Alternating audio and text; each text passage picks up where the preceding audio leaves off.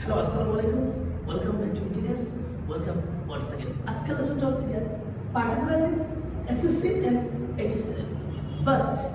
এই টপিকটা আসলে জব এক্সামে এবং বাংলাদেশের যত রকমের কম্পিটিটিভ এক্সাম আপনি প্রাইমারি বলেন অথবা বিসিএস এক্সাম এটার জন্য এই যে বিশেষ মাস্টার কোর্স অবশ্যই কাজে লাগে particularly for SSC and HSC student টপিকটা হচ্ছে কি কম্পিটিটিভ সেন্টেন্স তো কম্পিটিটিভ সেন্টেন্স হচ্ছে একটা ইম্পর্টেন্ট টপিক এসএসসি এর কোয়েশ্চন আপনাদের ইংলিশ সেকেন্ড পেপারে 7 নম্বরে আছে এবং এইচএসসি কোয়েশ্চন নম্বর ছিল 4 এখানে যে পাঁচটা ইম্পর্টেন্ট রুলস বা স্পেশাল ইউজেস এগুলো সবচেয়ে বেশি পড়ে আছে যারা এখানে এসএসসি এন্ড এইচএসসি আছে তোমাদের উচিত এই পাঁচটা রুলস নোট করে রাখা এবং এগুলো বুঝে প্র্যাকটিস করা so let's dive into the lesson এক নম্বর যে রুলটা এটা হলো মূলত একটা ফ্রেজের ব্যবহার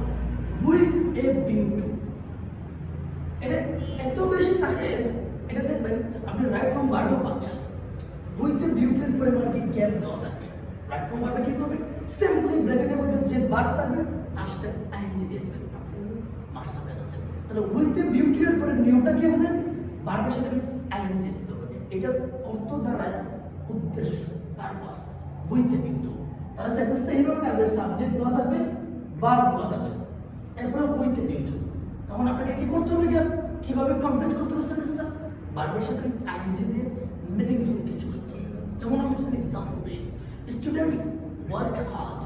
with a view to getting a better result right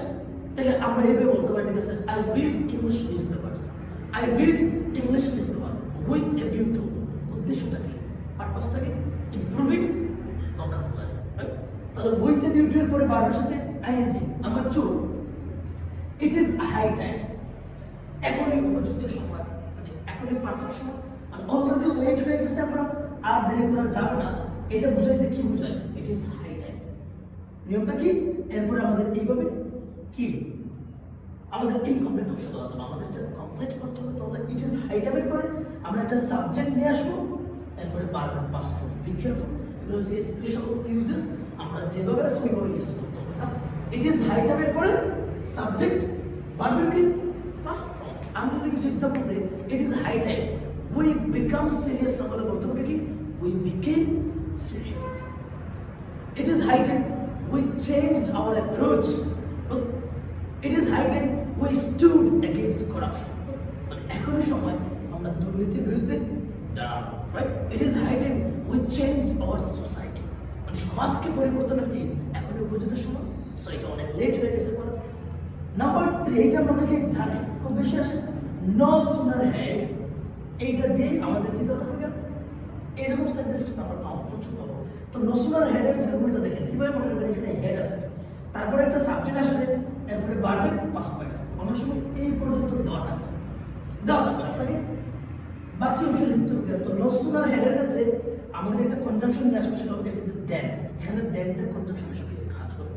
এরপরে যে টেন্সে ইউজ করতে হবে পাস্ট ইনডেফিনিট তো নো সুনার হেডের ব্যবহার কোনো কিছু হতে না হতে চাইতে না যেতে করতে না করতে মানে একটা কাজ হতে না হতে আরেকটা কাজ হতে না জিনিস হচ্ছে এরকম হতে পারে no sooner had I left home then the rain began look no sooner had I left home then the rain began তার মানে বাড়ি ত্যাগ করতে না করতে বৃষ্টি হলো কি শুরু হয়ে গেল এটা ছিল আমাদের rule number 3 no sooner had এর ব্যবহার আমরা দেন থেকে করব পাস্ট ইন্ডিফিনিট মিনিংফুল আমাদের চলে যেতে হবে নাম্বার 4 এখানে হচ্ছে আসলে কন্ডিশনাল সেন্টেন্সটা খুব ইম্পর্টেন্ট কন্ডিশনাল সেন্স এটার উপর আমরা আলাদা একটা ভিডিও মেক করব যে তোমাদের আলাদা কন্ডিশনাল সো আমরা জানি কন্ডিশনাল হচ্ছে মূলত 3 রকমের কন্ডিশনাল সেন্টেন্স জিরো কন্ডিশনাল করলে আমাদের হচ্ছে 4 রকম আমরা জিরো থেকে হিসেবে কাউন্ট করলে 4 রকমের কন্ডিশনাল সেন্টেন্স তো সবচেয়ে বেশি যেটা আসে মানে আসলে ফার্স্ট কন্ডিশন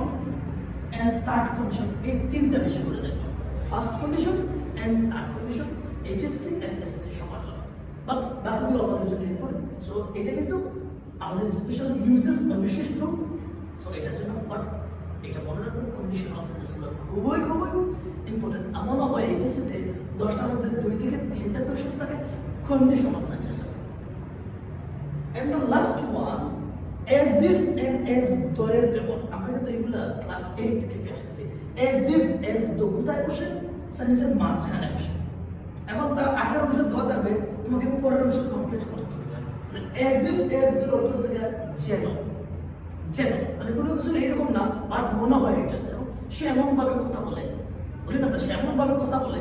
যেন সে সব জানে এটার স্ট্রাকচারটা হচ্ছে যে as if বা as though আগের ক্লোজটা যদি কি হয় প্রেজেন্ট ইনডিফিনিট হয় তারপরের অংশটা হবে পাস্ট ইনডিফিনিট এটা দুইটা ব্যবহার আছে আর আগেরটা যদি পাস্ট ইনডিফিনিট হয় পরেরটা হবে কি পাস্ট পারফেক্ট যেমন আমি এভাবে বলতে পারি হি টক্স অথবা রহিম টক্স রহিম এমন ভাবে কথা বলে as if যেন হি নিউ এভরিথিং তো সো তাহলে কি হলো প্রেজেন্ট ইনডিফিনিট আর পাস্ট ইনডিফিনিট আর যদি আমাদের কি হয় পাস্ট ইনডিফিনিট হয় প্রথম অংশ যেমন Rahim talked but the past form as if he had known everything তখন কি হবে পাস্ট পারফেক্ট তাহলে আমি আবার ফার্স্ট